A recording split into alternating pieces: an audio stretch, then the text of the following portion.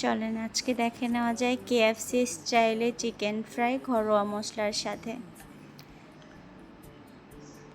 আমি ময়দা নিয়েছি, ময়দার মধ্যে মরিচের গুঁড়া, ধনিয়া গুঁড়া, জিরা গুঁড়া, হলুদ গুঁড়া, তারপর লবণ, গরম মশলা দিয়ে ভালো করে মিক্স করে নেব। তারপর ম্যারিনেট করে রাখা মাংসগুলোকে প্রথম ধাপের কোট করে নিচ্ছি। সবগুলো মাংস কোট করা হয়ে গেলে এটাকে আমি নর্মাল পানিতে ভিজিয়ে নেব।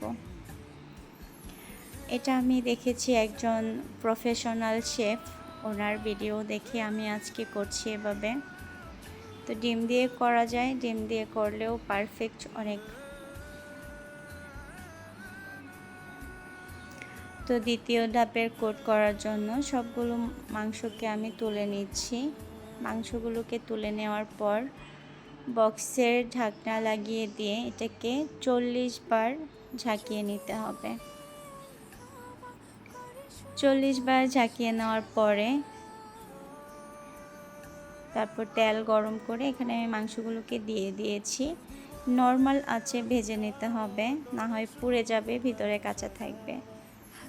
চুলার আঁচটা একদম মিডিয়াম দিতে হবে, মিডিয়াম লো আঁচে দিতে হবে। তো এগুলো হয়ে গিয়েছে, এখন আমি একে একে সব তুলে নিয়েছি। আমার চিকেন ফ্রাই বাচ্চারা অনেক বেশি পছন্দ করে, তো আপনারাও করে নিতে পারেন স্বাস্থ্যসম্মত চিকেন ফ্রাই। তো সাথে করেছিলাম chilli sauce, Thai chilli sauce. এটা করেছিলাম সিপি স্টাইলে, খুব সুন্দর হয়েছে। সবাই ভালো থাকেন, সুস্থ থাকেন, আল্লাহ হাফেজ। আজ যেন মেঘে মেঘে হলো মন যে উদাসীন, শুধু ঝরে ঝরো ঝরো আজ বাড়ি সারাদিন। আজ যেন মেঘে মেঘে হলো মন যে উদাসীন।